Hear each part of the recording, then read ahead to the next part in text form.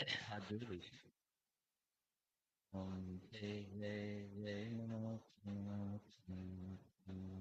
વિજ્ઞાનમ નમો સુખિનાણમ નમો વિજ્ઞાનમ નમો વિજ્ઞાનમ નમો ગુરુવે સર્વસાંગમ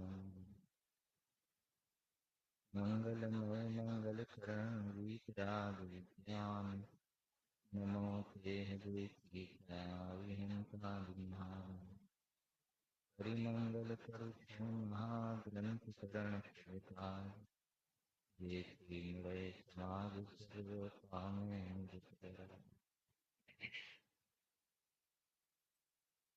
આચાર્ય કલ્પ પંડિત પ્રવર શ્રી ટોડરમલજી દ્વારા રચિત રહસ્યપૂર્ણ ચિઠ્ઠીમાં page number છે 350.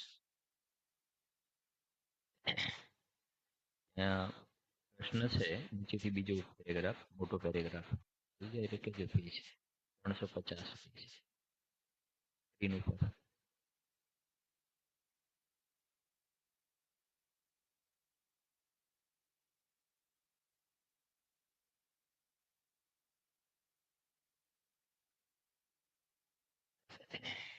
આવી ગઈ?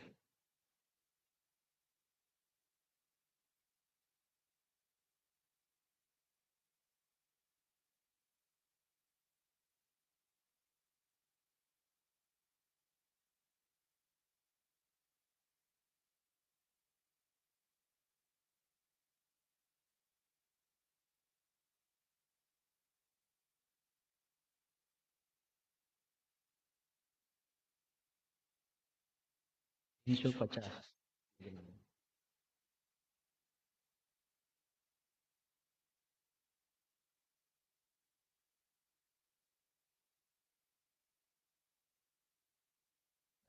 જો વળી તમે પ્રત્યક્ષ પરોક્ષનો પ્રશ્ન લખ્યો. પ્રત્યક્ષ પરોક્ષનો પ્રશ્ન લખ્યો, પણ ભાઈ શ્રી સમ્યક્ત્વમાં તો પ્રત્યક્ષ પરોક્ષના ભેદ નથી. એટલે જેમને પ્રશ્ન પૂછ્યો છે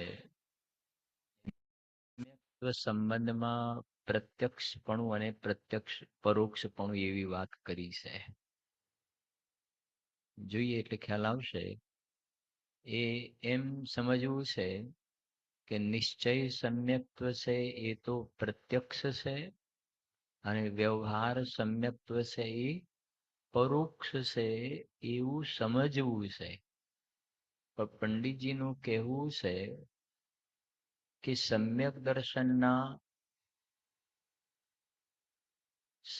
દર્શનમાં પ્રત્યક્ષ અને પરોક્ષ એવા ભેદ સમ્યક દર્શનમાં ન હોય.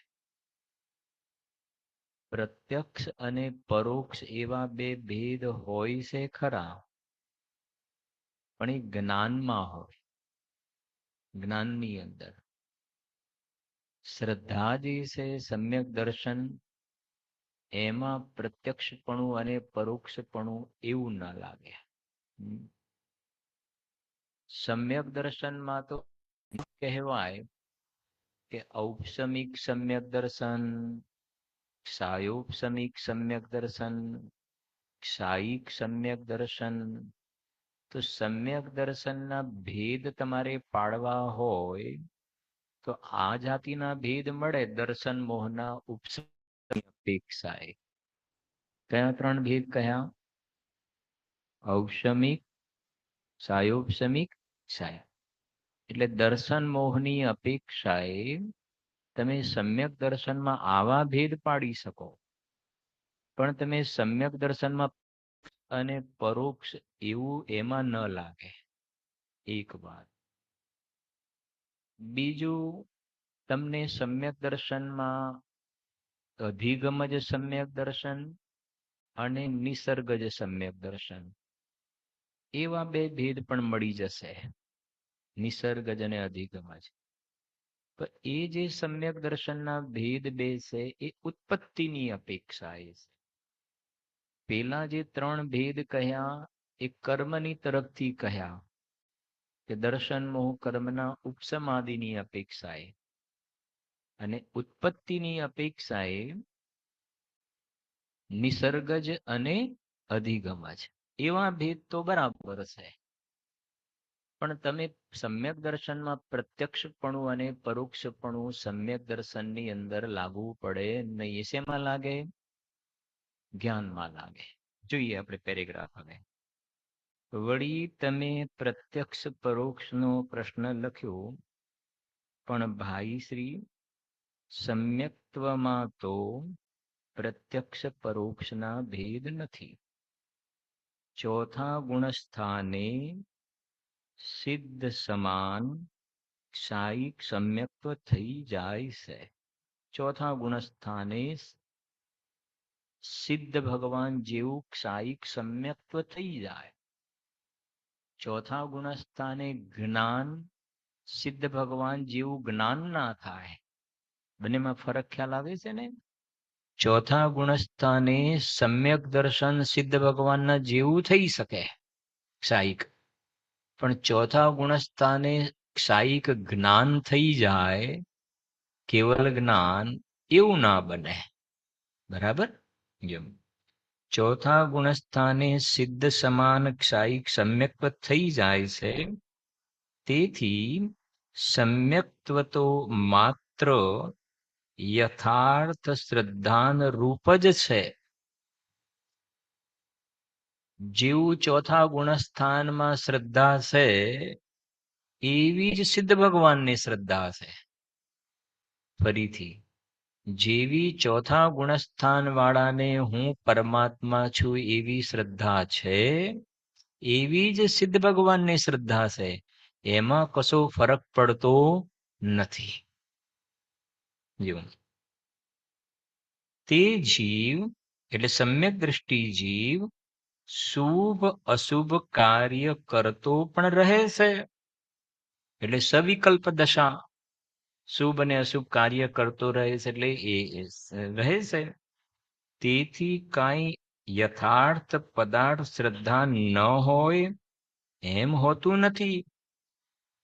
તેથી તમે જે લખ્યું હતું કે, હવે એમને શું લખ્યું હતું? આ તમે જે લખ્યું હતું કે નિશ્ચય સમ્યક્ત્વ પ્રત્યક્ષ છે અને વ્યવહાર સમ્યક્ત્વ પરોક્ષ છે, તે એમ નથી.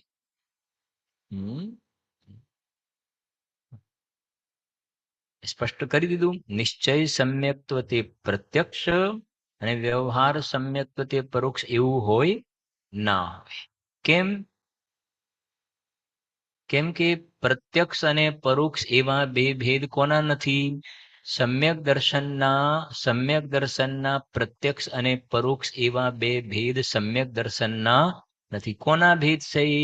જ્ઞાનના ભેદ છે. આ ખાસ સમજવાનું. બરાબર? જ્ઞાનમાં પ્રત્યક્ષ પરોક્ષપણું લાગે, સમ્યક દર્શનમાં શ્રદ્ધામાં ન લાગે. બરાબર? જો બીજો તમને પ્રશ્ન પૂછ્યો એટલે વધારે સ્પષ્ટ પણ થાય. સવિકલ્પ દશા અને નિર્વિકલ્પ દશા. સવિકલ્પ દશા અને નિર્વિકલ્પ દશા. તો સવિકલ્પ દશા વખતે પરોક્ષ સમ્યક દર્શન અને નિર્વિકલ્પ અનુભવ વખતે પ્રત્યક્ષ સમ્યક દર્શન. બરાબર છે આ વાત? બરાબર છે ના?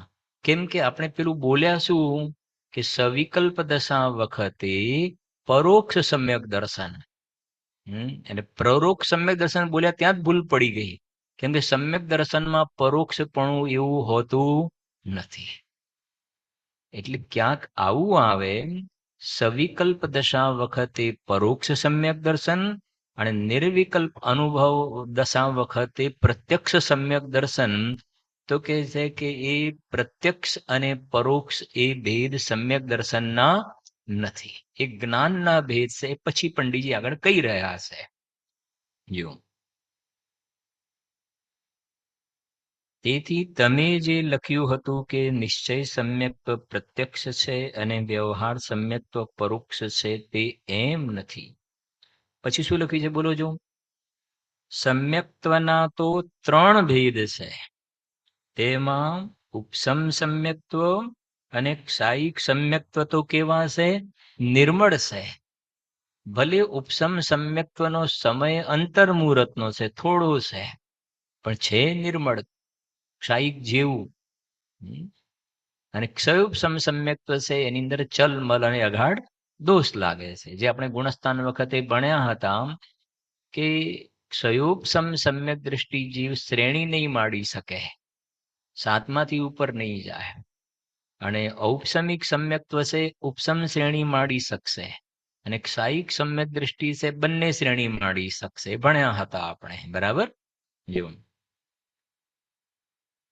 સમ્યક્ત્વના તો હા થયું ને, 3 ભેદ છે. તેમાં ઉપસમ સમ્યક્ત્વ અને ક્ષાયિક સમ્યક્ત્વ તો નિર્મળ છે, કેમ કે તે મિથ્યાત્વના ઉદય રહિત છે. અને ક્ષયોપસમ સમ્યક્ત્વ સમળ છે, કેમ કે સમ્યક્ત્વ મોહનીયના ઉદય સહિત છે. બરાબર? પણ આ સમ્યક્ત્વમાં પ્રત્યક્ષ પરોક્ષના કોઈ ભેદ તો છે નહીં. આ પંડિતજીએ બિલકુલ સ્પષ્ટ કરી દીધું. તો પછી હવે પ્રશ્ન આવે છે આપણી સામે કે તો પછી પ્રત્યક્ષ અને પરોક્ષ ભેદ આ છે કોના? વારંવાર પ્રત્યક્ષ પરોક્ષપણું સાંભળવામાં તો આવે છે, તો આ છે ભેદ કોના? તો જુઓ હવે કહે છે, શુભાશુભ રૂપ પ્રવર્તતા. એટલે શુભાશુભ રૂપ પ્રવર્તા એટલે શું? સવિકલ્પ દશા. હવે આ આપણે આ રીતે ટેવાવાનું, બરાબર? એટલે ખ્યાલ આવે. શુભાશુભ રૂપ પ્રવર્તા એટલે સવિકલ્પ દશા, વા સ્વાનુભવ રૂપ પ્રવર્તા એટલે નિર્વિકલ્પ દશા. શુભાશુભ રૂપ પ્રવર્તા વા સ્વાનુભવ રૂપ પ્રવર્તા ક્ષાયિક સમ્યક દ્રષ્ટિને સમ્યક્ત્વ ગુણ તો સમાન જ છે. બરાબર? સવિકલ્પ દશા હોય કે નિર્વિકલ્પ દશા હોય. તેથી સમ્યક્ત્વના તો પ્રત્યક્ષ પરોક્ષ ભેદ ન માનવા. હવે આવી વાત જો, પણ પ્રમાણના, પ્રમાણ એટલે પ્રમાણ જ્ઞાનના, પ્રમાણ એટલે શું? પ્રમાણ જ્ઞાનના. પણ પ્રમાણ જ્ઞાનના પ્રત્યક્ષ પરોક્ષ રૂપ 2 ભેદ છે. એટલે આ પ્રત્યક્ષ અને પરોક્ષ એવા 2 ભેદ શેમાં લાગુ પડ્યા? જ્ઞાનમાં. બરાબર?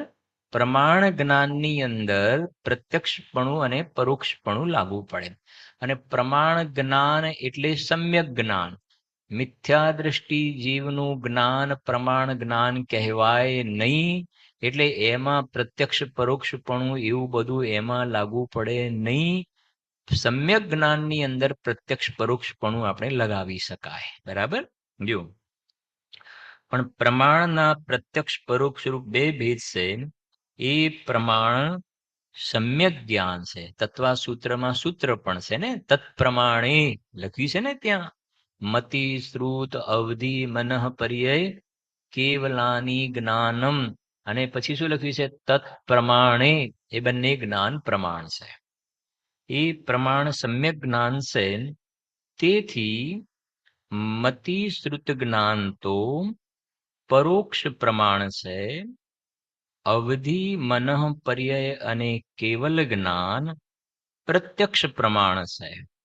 હવે સમજતા જજો જરાક, થોડુંક ઈશારાથી સમજો આંગળીઓના, એટલે તમને આપણને, કેમ કે બધું એક પછી અંદર થોડુંક આવશે, થોડું આમ જુદું જુદું લાગે ને આમ સરખું સરખું લાગે, એટલે તમારે થોડોક ઉપયોગ લગાવજો એટલે ખ્યાલ આવશે. કે જો સૌથી પહેલા આપણે આવું કરી દઈએ છીએ કે જે પ્રમાણ જ્ઞાન છે એના આ પ્રમાણે આમ કરી દઈએ છીએ, 3 ભાગ કરીએ છીએ આપણે. 3 ભાગ, સીધા 3 જ કરીએ છીએ એટલે કન્ફ્યુઝન ના થાય. એક મતિ જ્ઞાન શ્રુત જ્ઞાન, પછી અવધિ જ્ઞાન મનઃ પર્યય જ્ઞાન, અને પછી કેવલ જ્ઞાન, એટલે કન્ફ્યુઝન ન થાય. બરાબર? પહેલું મતિ જ્ઞાન શ્રુત જ્ઞાન, પછી અવધિ મનઃ, પછી કેવલ જ્ઞાન. એટલે આ ત્રણ જે કર્યું એમાં સૌથી વધારે ફોકસ આપણે કોને કરીશું? કોને ફોકસ કરીશું? બોલો જોરથી. મતિ જ્ઞાન શ્રુત જ્ઞાનને વધારે ફોકસ કરવાનું છે. કેમ કે આત્માનો અનુભવ જે થાય છે સાધક દશાની વાત છે ને, તો કયા જ્ઞાનમાં થાય છે? મતિ જ્ઞાન શ્રુત જ્ઞાનમાં. બરાબર? એ ત્રણ ભાગ બોલો. જો પહેલું મતિ જ્ઞાન શ્રુત જ્ઞાન, પછી અવધિ જ્ઞાન મન પરિજ્ઞાન, પછી કેવલ જ્ઞાન. એમાં પહેલા બે જ્ઞાન મતિ જ્ઞાન અને શ્રુત જ્ઞાન એને પરોક્ષ જ્ઞાન કહ્યા. બરાબર? અને અહીંયા નીચે સૂત્ર લખ્યું છે જુઓ, યથા આધ્યે પરોક્ષમ પ્રત્યક્ષમ અન્યત, એવું સૂત્રનું વચન છે. એટલે અહીંયા રેફરન્સ આપ્યો, આધાર આપ્યો કે આ જે મતિ જ્ઞાન અને શ્રુત જ્ઞાન છે એ પરોક્ષ જ્ઞાન છે. બરાબર? પરોક્ષ જ્ઞાન શા માટે? કેમ કે આપણે પરોક્ષ જ્ઞાનના લોજિક જોઈશું પહેલા. હું બરાબર સમજો. પરોક્ષ જ્ઞાન કહ્યું તો એનો તર્ક શું છે, એનો લોજિક શું છે, અને એ જ મતિ શ્રુત જ્ઞાનને પ્રત્યક્ષ પણ સમજીશું આપણે.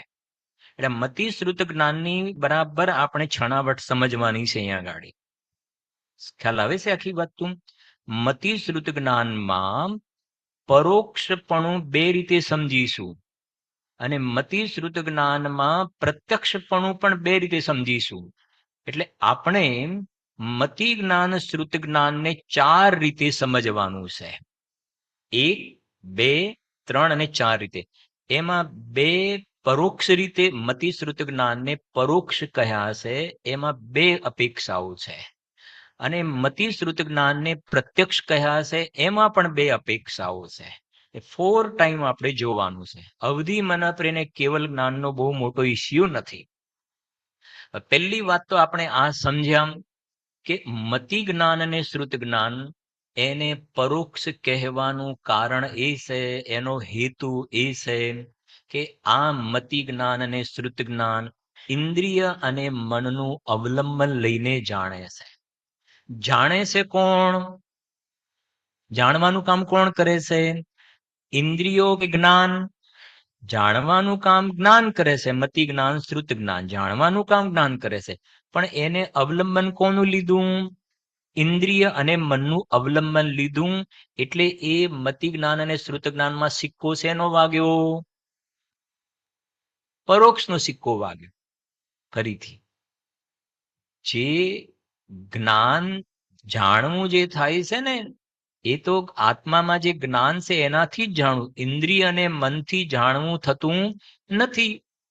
પણ આ જે મતિ જ્ઞાન જે થાય છે એ ઇન્દ્રિય અને મનનું વચ્ચે શું આવે છે? નિમિત્ત અવલંબન આવે છે. એટલે આ મતિ શ્રુત જ્ઞાનમાં એક સિક્કો વાગ્યો. શેનો? પરોક્ષનો સિક્કો વાગ્યો. બરાબર? એટલે જેના માટે ગુરુદેવ શ્રીએ કહ્યું, અને આ તત્વસૂત્રમાં વાત, પરને જાણવાની અપેક્ષા એ પરોક્ષ છે. તમારે થોડું લખવું તો આ લખી દો, બીજું તો આપણે નથી લખાવતા, આપણી પાસે એટલો સમય નથી. આ ચાર વસ્તુ બહુ જ ઇમ્પોર્ટન્ટ છે, બધું મિક્સ ના થઈ જાય એટલા માટે. બરાબર? પહેલી આ વાત છે કે મતિ જ્ઞાન શ્રુત જ્ઞાન એને કહ્યું પરોક્ષ કહ્યું. પરોક્ષનો સિક્કો એટલા માટે વાગ્યો કે એ વચ્ચે ઇન્દ્રિય અને મનનું અવલંબન આવ્યું, એટલે એને પરોક્ષ જ્ઞાન કહેવામાં આવ્યું છે. બરાબર? અને એમાં નીચે શું લખાવ્યું આપણે? પરને જાણવાની અપેક્ષાએ. બરાબર? પરને જાણવાની અપેક્ષાએ. આત્માને જાણવાની અપેક્ષા, પરને જાણવાની અપેક્ષાએ કહ્યું, એનો અર્થ જ એ થયો કે અત્યારે આત્માને જાણવાની વાત ચાલતી નથી. કેમ કે આજે તત્વાસૂત્રમાં મતિ જ્ઞાન શ્રુત જ્ઞાનને પરોક્ષ કહ્યું છે. છડાની અંદર મતિ જ્ઞાન શ્રુત જ્ઞાનને પરોક્ષ કહ્યું છે. એ કોને? પરને જાણવાની અપેક્ષાએ પરોક્ષ કહ્યું છે. જાણવાનું કામ તો કોણ કરે છે? જ્ઞાન. પણ એમાં કહે છે કે આ નિમિત્ત ઇન્દ્રિયો આવીને એટલા માટે પરને જાણવાની અપેક્ષા એને પરોક્ષ જ્ઞાન કહ્યું. ક્લિયર? નંબર 1. પછી જો આગળ વાંચ્યું છું. આખું લગભગ 1.5 પેજ વાંચીશું અત્યારે, બરાબર? બહુ સરળ છે, એટલે આપણે બીજા વધારે અર્થ નહીં કરીએ. સવારના સ્વાધ્યાયમાં એનો ભાવ સમજ્યા પણ છીએ. જો આદ્ય પરોક્ષમ પ્રત્યક્ષમન્યત એવું સૂત્રનું વચન છે. અને ઉપર લખ્યું ને ફર્સ્ટ લાઈન, અવધિ મનઃ પર્ય અને કેવલ જ્ઞાન કેવા પ્રમાણ છે? પ્રત્યક્ષ પ્રમાણ. એટલે આપણે બીજા નંબરમાં લખ્યું અવધિ જ્ઞાન મનઃ પર્ય જ્ઞાન. એ કેવું પ્રમાણ? પ્રત્યક્ષ પ્રમાણ. કેવલ જ્ઞાન પ્રત્યક્ષ પ્રમાણ. આ બંને પ્રત્યક્ષ પ્રમાણ શા માટે?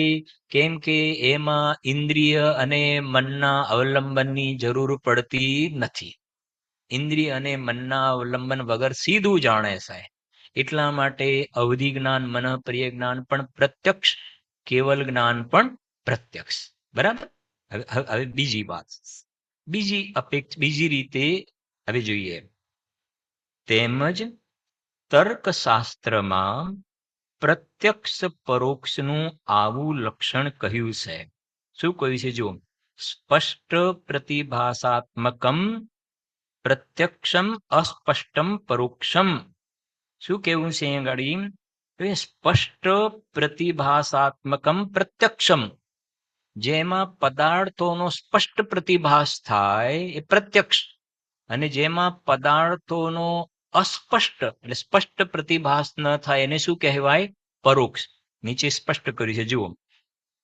જે જ્ઞાન પોતાના વિષયને સારી રીતે નિર્મળ રૂપે સ્પષ્ટ જાણે તે પ્રત્યક્ષ છે, અને જે જ્ઞાન સારી રીતે સ્પષ્ટ ન જાણે તે પરોક્ષ છે.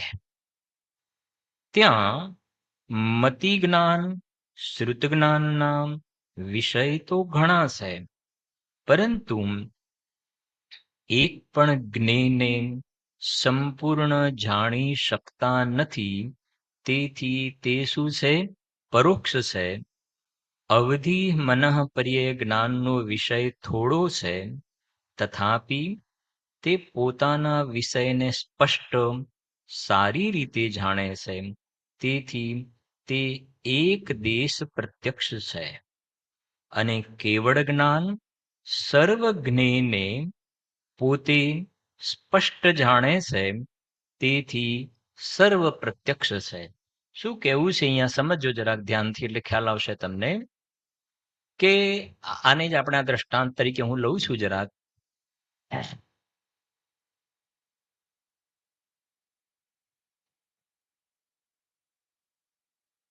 જો સમજશો એટલે તમને થોડો ખ્યાલ આવશે. આ તમને દેખાય છે? બધાને દેખાય છે ને? આ બરાબર છે કે નહીં? આ તમે જે જોઈ રહ્યા છો, તમે કયા જ્ઞાન વડે જોઈ રહ્યા છો? કયા જ્ઞાન વડે જોઈ રહ્યા છો? બરાબર છે ને? મતિ જ્ઞાન વડે જોઈ રહ્યા છો. બરાબર. અચ્છા, તમને આ જે જણાય છે એ બિલકુલ જેવું છે એવું ક્લિયર કટ જણાય છે, કે થોડું જણાય છે ને થોડું ક્લિયર નથી જણાતું, એવું ખરું? થોડું વધારે સ્પષ્ટ કરું. કેવળ જ્ઞાનમાં જેવું આવું જણાય છે એવું તમને જણાય છે. આનો કલર કેવો છે? હા, આ ક્યાં લાલ છે? આ ક્યાં લાલ છે? આ કેવો છે? અચ્છા, પછી આ જે છે એની અંદર બીજો આવો કલર છે, પછી આવો કલર છે, પછી અહીંયા આ મણકાની સાઈઝ કેટલી છે? બોલો જો. આ દેખાય છે? મણકા તમને દેખાય છે ખરા? દેખાય છે ને? અચ્છા, એની સાઈઝ બોલો જો. સાઈઝ બરાબર સમજાય છે શું કેવું છે એંગાડી? આ તર્કશાસ્ત્ર આપણે સેકન્ડ વાત સમજી રહ્યા છીએ. મતિ જ્ઞાન, શ્રુત જ્ઞાનને પરોક્ષ કહેવાની બીજો હેતુ કે આ છે ને મતિ જ્ઞાન, શ્રુત જ્ઞાન, આ ઇન્દ્રિય અને નિમિત્તથી જેને જાણે છે ને એ અસ્પષ્ટ જાણે છે. અસ્પષ્ટ જાણે છે.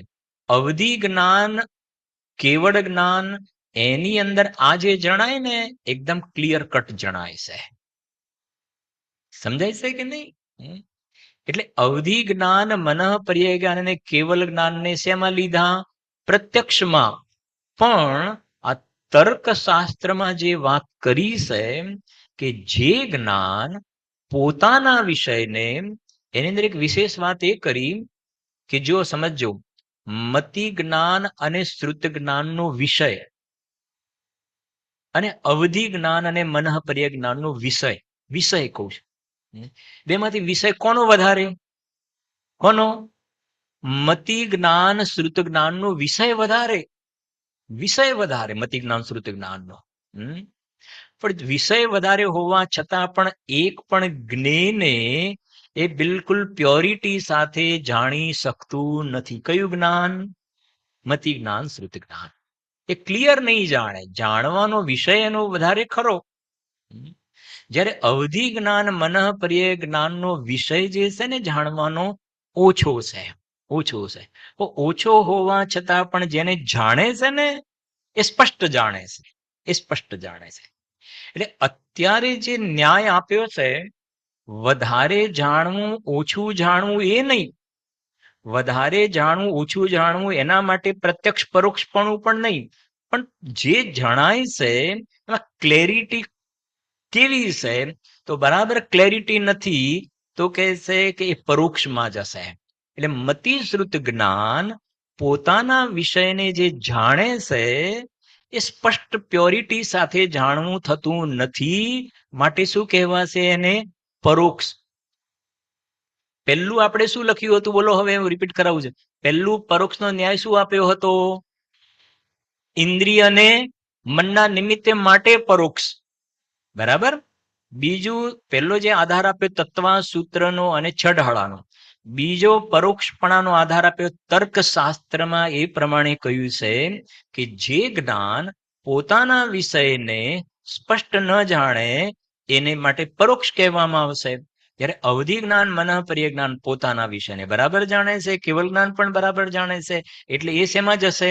પ્રત્યક્ષમાં જશે. ફરી વાંચું છું પેરેગ્રાફ, જુઓ. જે જ્ઞાન પોતાના વિષયને સારી રીતે નિર્મળ રૂપે સ્પષ્ટ જાણે તે પ્રત્યક્ષ છે, અને જે જ્ઞાન સારી રીતે સ્પષ્ટ ન જાણે તે પરોક્ષ. આ પ્રત્યક્ષ અને પરોક્ષની વ્યાખ્યા કરી. હવે આ વ્યાખ્યાની અંદર જે તમારે બેસતું હોય 5 જ્ઞાનમાંથી જે જ્ઞાન આ વ્યાખ્યાની અંદર ફિટ થતા હોય એને તમે મૂકી દો. પ્રત્યક્ષ અને પરોક્ષની અંદર ગોઠવી દો. હવે જો ત્યાં મતિ જ્ઞાન શ્રુત જ્ઞાનના વિષય તો ઘણા છે. સવારે ભણ્યા હતા ને, મતિ શ્રુત યોર નિબંધો. શું છે? દ્રવ્યેષુ અસર્વ પર્યાયસુ. મતિ જ્ઞાન અને શ્રુત જ્ઞાનનો વિષય 6 દ્રવ્યો છે. 6 દ્રવ્ય છે. અને અસર્વ પર્યાય, બધી પર્યાયો નહીં. બધી પર્યાયો તો કેવલ જ્ઞાનનો વિષય, પણ ઘણો છે એનો વિષય. બરાબર. હવે સમજ. ત્યાં મતિ શ્રુત જ્ઞાનના વિષય તો ઘણા છે, પરંતુ એક પણ જ્ઞેયને સંપૂર્ણ જાણી શકતા નથી. તેથી શું છે? પરોક્ષ છે. હવે આગળ અવધિ મનઃપર્ય જ્ઞાનનો વિષય શું છે? થોડો. એ તમે ચાર્ટ બનાવ્યો ને, તે આ અવધિ મનઃપર્ય વિષય થોડો, તો પણ તે પોતાના વિષયને સ્પષ્ટ સારી રીતે જાણે છે. તેથી તે એક દેશ પ્રત્યક્ષ છે. એક દેશ પ્રત્યક્ષ છે. અને કેવળ જ્ઞાન સર્વજ્ઞેયને પોતે સ્પષ્ટ જાણે છે. તેથી સર્વ પ્રત્યક્ષ છે. ક્લિયર થઈ ગયું આમ? એટલે મતિ શ્રુત જ્ઞાનની 2 રીતે પરોક્ષપણું ક્લિયર થઈ ગયું. 2 રીતે પરોક્ષપણું. હવે પ્રત્યક્ષપણું 2 રીતે સમજવાનું છે આપણે. એ મતિ શ્રુત જ્ઞાનમાં પ્રત્યક્ષપણું 2 રીતે સમજીએ. હવે જુઓ, સમજો. વળી પ્રત્યક્ષના 2 ભેદ છે. પ્રત્યક્ષના 2 ભેદ. એક પરમાર્થ પ્રત્યક્ષ અને બીજું શું આવ્યું? સામવ્યવહારિક પ્રત્યક્ષ. બોલો જો. પરમાર્થ પ્રત્યક્ષ અને સામવ્યવહારિક પ્રત્યક્ષ.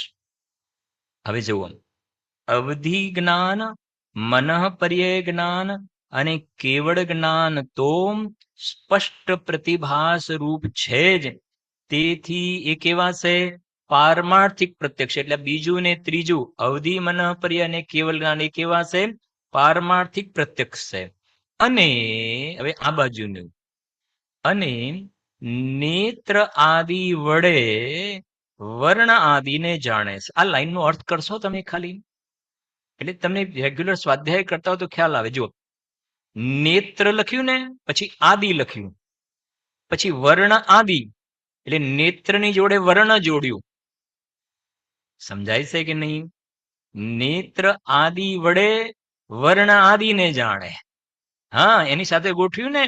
અહીંયા નેત્રની જગ્યાએ કર્ણ લખ્યું હોત ને તો વર્ણ ના લખત, તો આદિમાં કર્ણ વડે અવાજ શબ્દ આદિને સમજાય. સ્પર્શ કયો ને, કર્ણ આદિ વડે શબ્દ આદિને જાણે. રસ આદિ વડે ને, નેત્ર આદિ વડે તો રસ આદિ વડે ખાટા, હા, રસ આદિને જાણ. એ પ્રમાણે એ પ્રમાણે. પણ પંડિતજીએ શું લખ્યું? કેમ કે નેત્ર વાળું બધી જગ્યાએ વધારે યુઝ થાય છે. કેમ કે જ્ઞાન અને આંખને સમજાવવા માટે પણ શાસ્ત્રોમાં નેત્રનો વધારે યુઝ કર્યો છે. જુઓ, અને નેત્ર આદિ વડે વર્ણ આદિને જાણે છે, ત્યાં વ્યવહારથી એવું કહેવામાં આવે કે તેણે વર્ણાદિક પ્રત્યક્ષ જાણ્યા. સવારે વાત કરી હતી, શું કહ્યું હતું? બોલો. પ્રત્યક્ષ જાણ્યાનું બધાને હાથ ઊંચો કરાવ્યો હતો. કર્યો હતો ને હાથ ઊંચો? કોને? ગુરુદેવને. કેવા પ્રત્યક્ષ જાણ્યા હતા? શું લખ્યું છે? નેત્ર. સમજાય છે ને? અમે પ્રત્યક્ષ ગુરુદેવને જોયા પણ ખરા, અને ગુરુદેવ શ્રીને અમે પ્રત્યક્ષ આવડે, મેં પ્રત્યક્ષ જોયેલા છે ને પ્રત્યક્ષ અમે તો સાંભળ્યા. તમને તો અહીંયા ગુરુદેવ શ્રીના આ વિડીયો પ્રવચન છે ને, એ તમે જોવો છો અને સાંભળો છો, તમને આટલી મજા આવે છે. અમે તો ખરેખર પ્રત્યક્ષ એમને જોયા પણ છે, સાંભળ્યા પણ છે. એમની ગુરુદેવ શ્રીની બધી ચર્યાઓ પણ અમે પ્રત્યક્ષ જોયેલી છે, કે એમનું આહાર લેવાનું સ્થાન, હા, એ જમ્યા પછી જે આટા મારતા હતા, અમને અમે બધું પ્રત્યક્ષ, શું એ વખતે બધું પ્રત્યક્ષ જોયેલું છે. અમે ગુરુદેવશ્રીને પ્રત્યક્ષ આહાર દીધો છે. તો એ બધું નેત્ર વડે જાણ્યું ને. એ હવે જ્ઞાન મતિ જ્ઞાન શ્રુત જ્ઞાન છે. જ્ઞાન કયું છે? મતિ જ્ઞાન શ્રુત જ્ઞાન. પણ અહીંયા એ કહે છે, જુઓ, નેત્રાદિ વડે વર્ણાદિને જાણે છે, ત્યાં વ્યવહારથી એવું કહેવામાં આવે કે તેણે વર્ણાદિ પ્રત્યક્ષ જાણ્યા. એક, જો હવે સાંભળજો, એક દેશ નિર્મળતા પણ હોય છે. હવે જો આ દ્રષ્ટાંત તમને ફેલી જાઉં. આ કલર તમે લાલ જાણ્યો કે લીલો જાણ્યો? તો આટલી તો સાચું ખરું કે નહીં? હવે મણકાની સાઈઝ ખબર નથી, પણ આ મણકા છે એટલી તો ખબર પડે છે કે નથી પડતી? એટલું તો ખ્યાલ આવ્યો ને. હા, ભાઈ આ મણકા છે એટલી ખબર પડી, અને આ કલર લાલ છે એટલી ખબર પડી. તો આટલું શું છે? આટલી નિર્મળતા છે. એક દેશ નિર્મળતા, એક દેશ નિર્મળતા. તો આ જે તમને લાલ કલર છે ને આ મણકા છે, એ તમને જે જ્ઞાન થયું, એ કયું પ્રત્યક્ષ કહેવાય? સામવ્યવહારિક પ્રત્યક્ષ. સામવ્યવહારિક. અને જેટલી અંદરમાં ક્લેરિટી નથી એટલું શું કહેવાય? પરોક્ષપણું. જેટલી ક્લેરિટી નથી એટલું પરોક્ષપણું, અને જેટલી ક્લેરિટી છે એટલું પ્રત્યક્ષપણું. અને સામવ્યવહારિક પ્રત્યક્ષનું બીજું નામ છે ઇન્દ્રિય પ્રત્યક્ષ. બોલો જો, રિપીટ કરો. હા, એટલે સામવ્યવહારિક પ્રત્યક્ષ જે છે ને, ઇન્દ્રિય પ્રત્યક્ષ એટલે ઇન્દ્રિયોના નિમિત્ત વડે જે જણાય છે, સામવ્યવહારિક પ્રત્યક્ષ. તો અહીંયા એટલે વાત કરી રહ્યા છે. જુઓ, સાંભળજો આગળ. અવધિ મન પર્યય જ્ઞાનનો વિષય ક્યાં આવ્યું આપણે? હા, તેથી તેને સામવ્યવહારિક પ્રત્યક્ષ કહે છે. એટલે ત્રણ વસ્તુ થઈ ગઈ મતિ જ્ઞાન શ્રુત જ્ઞાનમાં. પેલું આદ્ય પરોક્ષમ, પછી ક્લેરિટી જેટલી નથી ને એટલા માટે પરોક્ષ, અને ત્રીજામાં જેટલી ક્લેરિટી છે, જેટલી ક્લેરિટી છે ખ્યાલ આવે છે કે આ પ્રમાણે મેં બરોબર નજરો નજર જોયેલું છે, નજરે નજર સાંભળેલું છે. તો એને શું કહીશું? લોકમાં વ્યવહારમાં પણ કહેવાય કે અમે પ્રત્યક્ષ ગુરુદેવ શ્રીને જોયેલા છે, અમે પ્રત્યક્ષ ગુરુદેવ શ્રીને સાંભળેલા છે.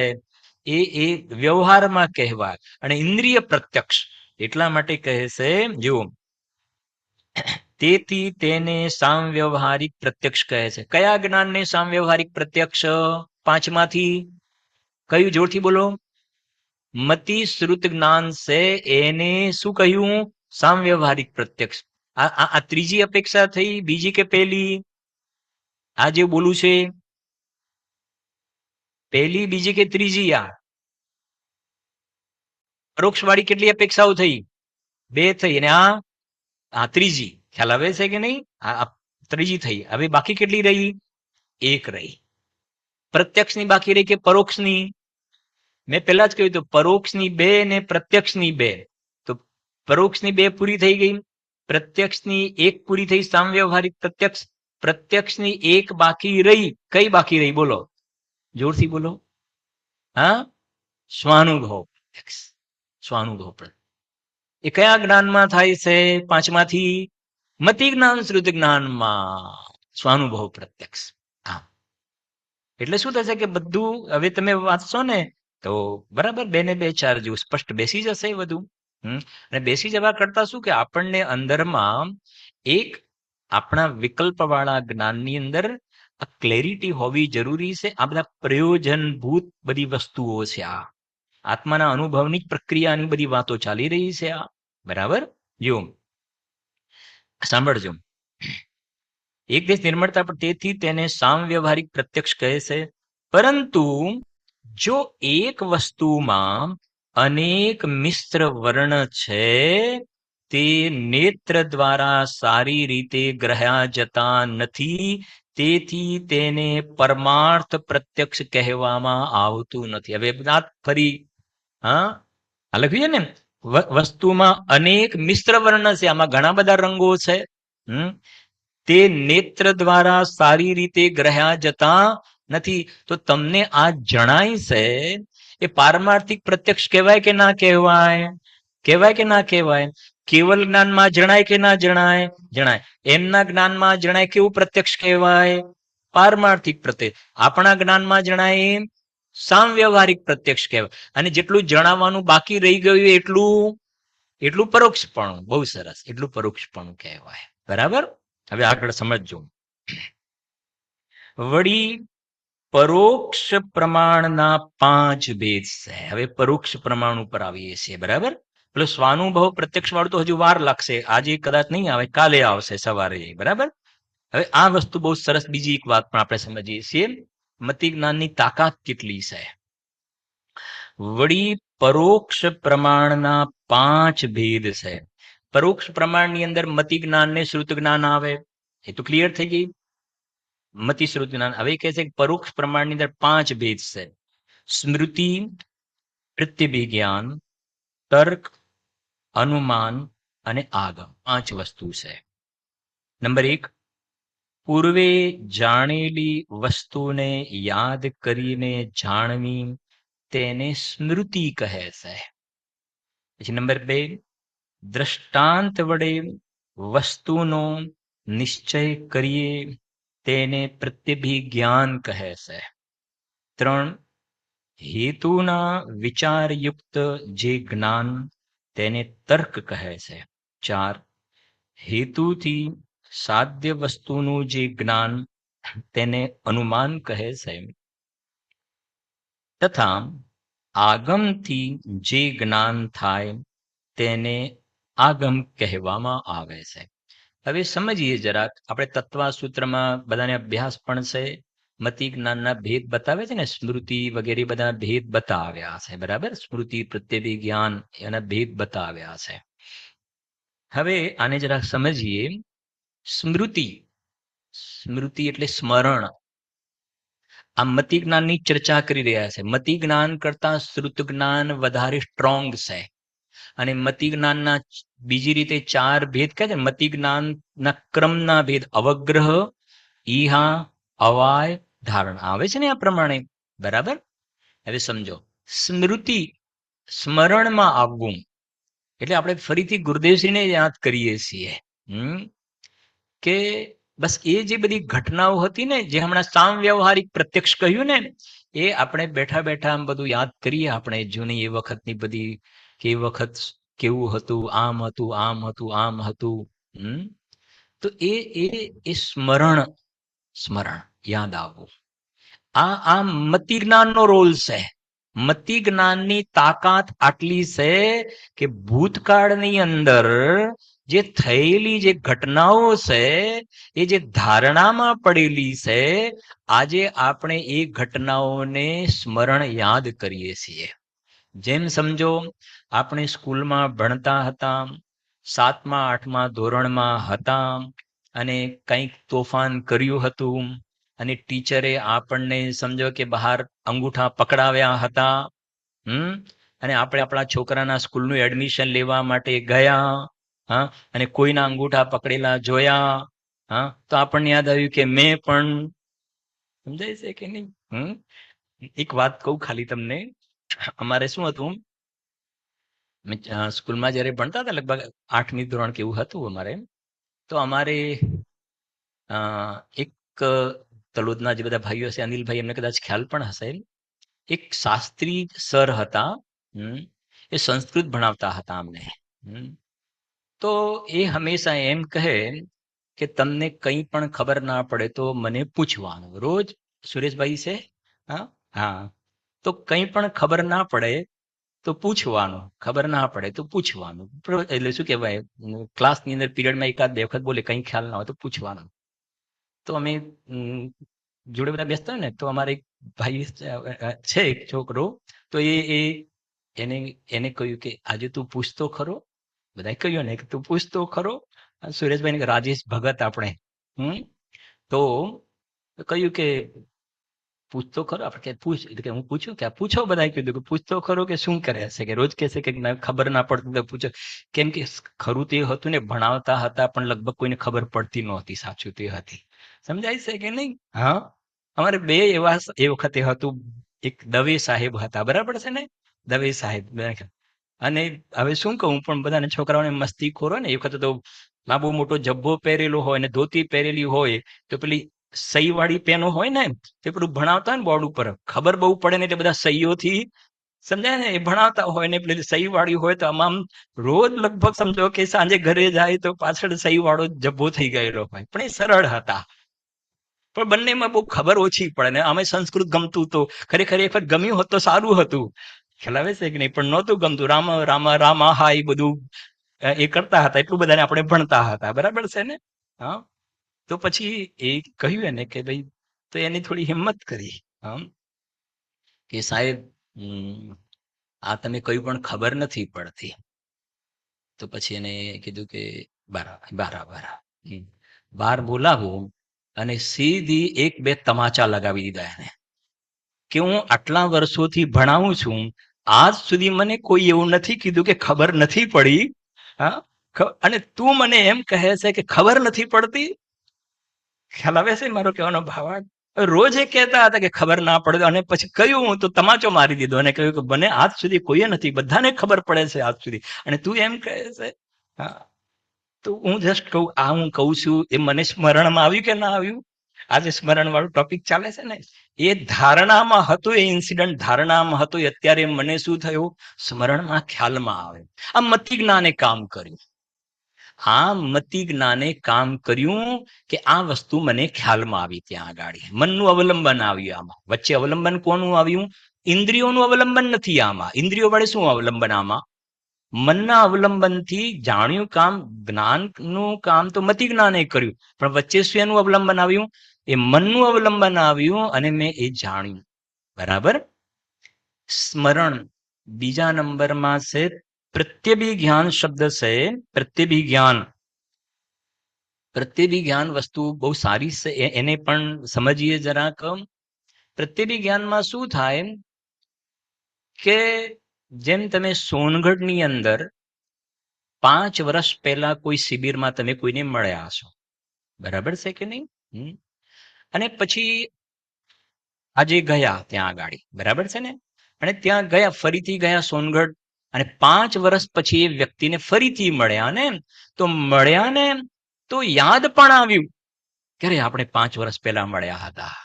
એ સ્મરણ થયું અને તમે મળ્યા હતા. ખ્યાલ આવે છે ને? એ પ્રત્યભિજ્ઞાન જોડ. આપણે 5 વર્ષ પહેલા મળ્યા હતા, એટલે બે વસ્તુ થઈ ત્યાં આગળ, સ્મૃતિ પણ થઈ અને રિયલ ત્યાં આગળ મળવાનું છે ને, પ્રત્યભિજ્ઞાન આપણે મળ્યા હતા. આ એ જ વ્યક્તિ છે કે જેને આપણે 5 વર્ષ પહેલા મળ્યા હતા. તત્વસૂત્રમાં વાંચજો, સ્મૃતિ અને પ્રત્યક્ષ બંનેનું જોડરૂપ થઈ ગયું ત્યાં આગળ, એ પ્રત્યેબી જ્ઞાન. હવે સાંભળો જરાક, પછી આપણે સ્ક્રીન ઉપર જોઈએ છે. બહુ સરસ વાત છે. એ મેં બપોરે જ હમણાં વાંચતો હતો ને, પછી પંડિતજી બને સચિનજીને અભિષેકજીને મોકલ્યું. મેં કીધું સ્ક્રીન પર જરાક આવી જરા જોઈશું. પેલા સાંભળો ભાવ. પૂજ્ય ગુરુદેવશ્રી ખૂબ આ વાતની યાદ કરે છે. જ્યારે ઋષભદેવને મુનિ અવસ્થામાં, જ્યારે 6 મહિના સુધી તો પહેલા આહારનો વિકલ્પ નહોતો, પછી જ્યારે આહારનો વિકલ્પ આવ્યો ત્યારે નીકળ્યા હતા. અને 6 મહિના પછી એવો એક યોગ બન્યો કે એ રાજા શ્રેયાંસ રાજા અને સોમ રાજા, બે ભાઈઓ, અને ત્યાં ઋષભદેવનો આહારનો પ્રસંગ બન્યો. બરાબર છે. પણ એ પહેલા આહારનો પ્રસંગ નહોતો બને. એની અંદર બધાને ખ્યાલ છે કે એ વખતે શ્રેયાંસ રાજાને જાતિ સ્મરણ જ્ઞાન થયું. જાતિ સ્મરણ, સ્મરણ ભણીને છે ને, સ્મરણ અને જાતિ સ્મરણ. સ્મરણમાં શું થાય? સ્મરણમાં આ ભવનું જે છે ને, આ ભવનું સામાન્ય કથન સમજ, આ ભવનું આપણને અત્યારે ખ્યાલ આવે એ સ્મરણ. અને જાતિ સ્મરણ એટલે ગયા ભવનું પણ આપણને ખ્યાલમાં આવી જાય. અત્યારે ગયા ભવનું પણ ખ્યાલમાં આવી જાય. આપણા વસ્ત્રાપુર મંદિરમાં રોજ આવે છે, ત્યારે બેન છે ને, રાજુલબેન ડેઈલી આવે છે. હા, અને પૂજ્ય ગુરુદેવના પ્રવચનમાં આવે છે ને, ગીતાની વાત આવે છે ને. હા, રાજુલ ને ગીતા છે જ અત્યારે આપણે આવે છે. તો એ ગયા ભવનું, કેમ કે 2.5-3 વર્ષ થયા ને એમને કહ્યું કે નામ હતું રાજુલ, અને કહ્યું કે હું તો ગીતા છું, હું તો જુનાગઢ થી આવી છું. ત્યારે પછી આદરણીય હિંમતભાઈએ 4-5 પ્રશ્ન કરે. આવડી છોકરી, અત્યારે તો મોટી ઉંમર થઈ ગઈ, આવડી પૂછ્યું કે જો પરીક્ષા કરવા માટે કે આપણે જઈશું જુનાગઢ, તો જઈશું તો તું તારા દાદાને ઓળખીશ? કે હા. બાને ઓળખીશ? કે હા. પછી એની બાને ભાભી કહેતા હતા, કે ભાભીને ઓળખીશ? કે હા. પછી જે મંદિરે જવાનું હતું ને, કે ત્યાં, કે હા, કે મને ખબર છે, આ ખબર. પછી તું ગીતાને ઓળખીશ? કે ગીતા તો હું છું. એટલે ખબર થઈ ગઈ કે ના, ગીતાને ઓળખી છે એનો મતલબ ગીતા ત્યાં, કે આ ગીતા તો હું છું, આ ગીતાનો જીવ છે, આ ગીતા તો હું છું. એટલે જાતિ સ્મરણ જ્ઞાન મારે બતાવવું છે. મતિ જ્ઞાનનો આ સ્મૃતિમાં આવ્યું ને, જાતિ સ્મરણ. અને ચારે ગતિની અંદર સમ્યક દર્શન પ્રાપ્ત થવામાં જાતિ સ્મરણ નિમિત્તભૂત કારણ છે. જાતિ સ્મરણ હોય એટલે સમ્યક દર્શન થઈ જાય એમ નહીં.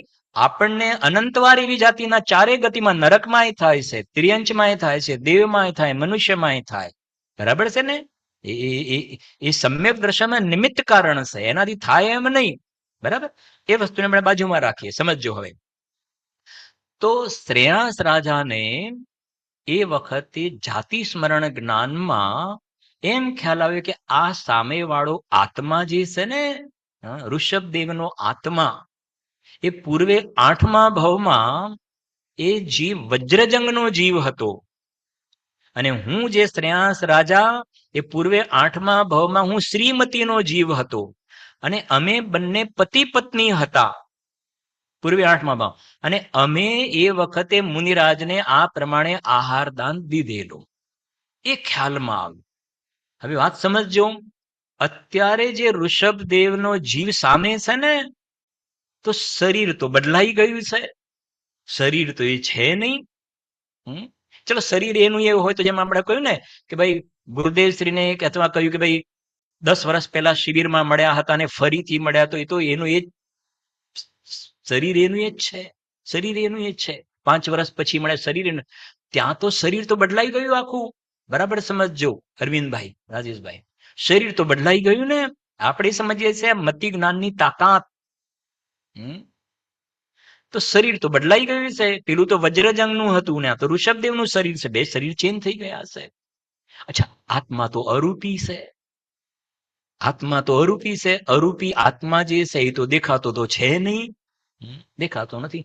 છતાં પણ મતિ જ્ઞાનની એ તાકાત છે કે એ મતિ જ્ઞાનમાં ખ્યાલ આવી ગયો કે આ આત્મા એ જ છે. વજ્રજંગનો જે આત્મા છે એ જ આ ઋષભદેવનો આત્મા છે. આ પ્રત્યભી જ્ઞાન સ્મરણમાં આવ્યું અને આ એ આત્મા જોડ્યું. આ પ્રત્યભી જ્ઞાન. હા, જોવું છે હવે જરાક જો આવી જતો સ્ક્રીન પર વાંચ્યું આખું.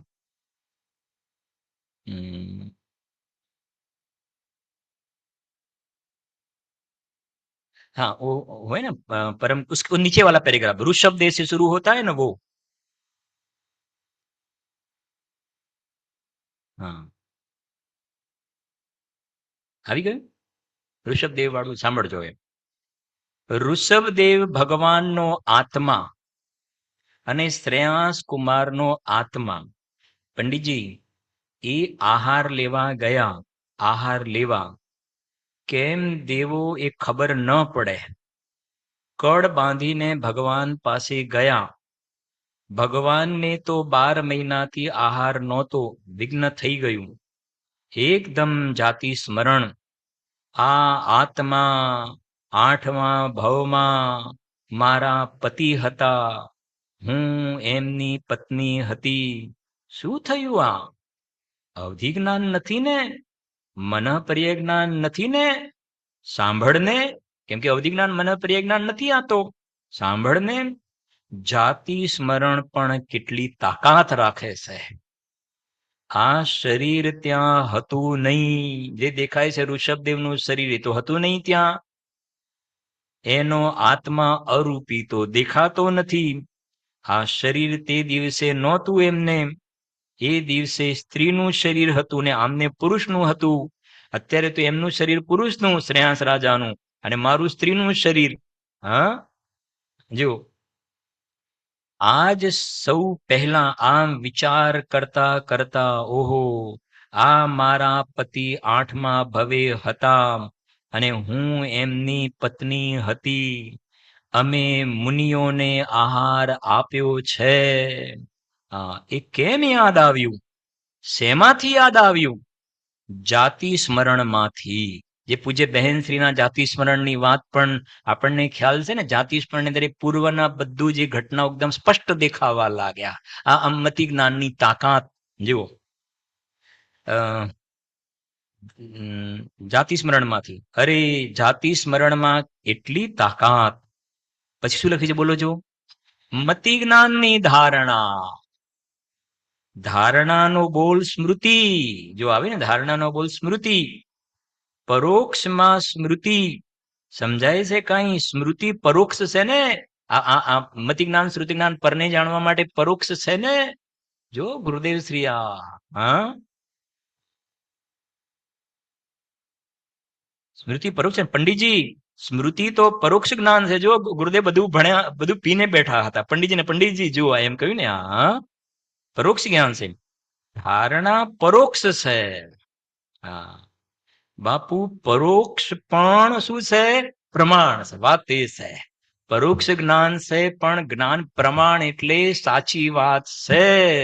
આમાં શંકા સંદેહ કરવો નહીં. પ્રમાણ જ્ઞાન છે.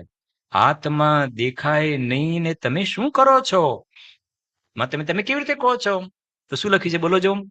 અમારા જ્ઞાને નક્કી કર્યું કે આ મારા પતિ 8મા ભવ્ય હતા. કયા જ્ઞાને? મતિ જ્ઞાનમાં નક્કી કર્યું કે આ 8મા ભવે અમારા હતા. પ્રભુ, ત્યાં હવે એ શરીર નથી ને. આ શરીર તો બીજું છે અને આત્મા તો અરૂપી છે. ધારણાની સ્મૃતિના નિશ્ચય નિસંદેહમાંથી આવ્યું કે આ મારા 8મા ભવના પતિ હતા. હું એની આવી નેક્સ્ટ પેજ. હા, હું એની પત્ની હતી. બંને મુનિરાજને આહાર વહોરાવ્યો હતો. આ વિધિથી આપ્યો હતો. યાદ આવી ગયું. લાવો રસ. શેરડીનો, ગન્ના શેરડીનો રસ હતો. એક મતિના ધારણાની સ્મૃતિનો. હજી તો રાજા રાજકુમાર છે. સ્ત્રીના વિષય ભોગમાં પડેલ છે, વૈભવમાં પડેલ છે. શરીરમાં સુંદર છે. છેલ્લું શરીર છે, ચરમ શરીર છે. આમ ચોક્કસ છે. આ મારા પતિ 8મા ભાવમાં હતા, પણ પ્રભુ અવધિ જ્ઞાન નથી ને? અરે સાંભળને, મતિ જ્ઞાનની ધારણાનો એક અંકુર પ્રગટ્યો, નિસંદેહ પ્રમાણ જ્ઞાન. હવે શું લખ્યું છે જો, હવે આ કેવળ જ્ઞાનને કબૂલ કરે એવું જ્ઞાન પ્રગટ્યું છે. સમજાય છે ને? કેવળ જ્ઞાનને કબૂલ કરે, કેવળ જ્ઞાનમાં પણ આ જ દેખાય છે કે જે અમને મતિ જ્ઞાનમાં દેખાવ્યું છે. આ એવું જ્ઞાન પ્રગટ્યું છે. સમજાણું કઈ? જીવની જ્ઞાન કળાની કેટલી કિંમત અને કેટલું મહાત્મ્ય, એની જગતને મહાત્મ્યની મહિમા જ આવતી નથી. અને આ બહારની મહિમા જ્ઞાનનો એક અંશ પ્રગટે એટલી તાકાત રાખે છે કે પોતાનું અને પરનું શું સ્વરૂપ છે એનો નિર્ણય કરી શકે છે. જે શ્રીમદજીએ પણ કહ્યું ને, એક દેહ ધારણ કરીને જાસુ અમે સ્વરૂપ. હવે કોઈ અવધિ જ્ઞાની મને કેવલ જ્ઞાની કહ્યું નથી, પણ જ્ઞાનમાં એટલી નિર્મળતા છે. ગુરુદેવ શ્રી કહ્યું ને, સોગાનીજી સાહેબ અમારા કરતા પહેલા મોક્ષે જવા વાળા છે, સ્વર્ગમાં ગયા છે ને, બસ એ કહે છે જ્ઞાનની, નિર્મળ જ્ઞાનની એટલી તાકાત છે કે જાણી લેશે. એના માટે બધા આડા આવડા બહુ કઈ પ્રશ્નો કરવાની જરૂર નથી. આ કેટલું સરસ વાત સ્પષ્ટતા છે કે નહીં? એ પ્રમાણે છે. બાકીના જે બોલશે એની ચર્ચા કાલના સ્વાધ્યાયમાં કરીશું.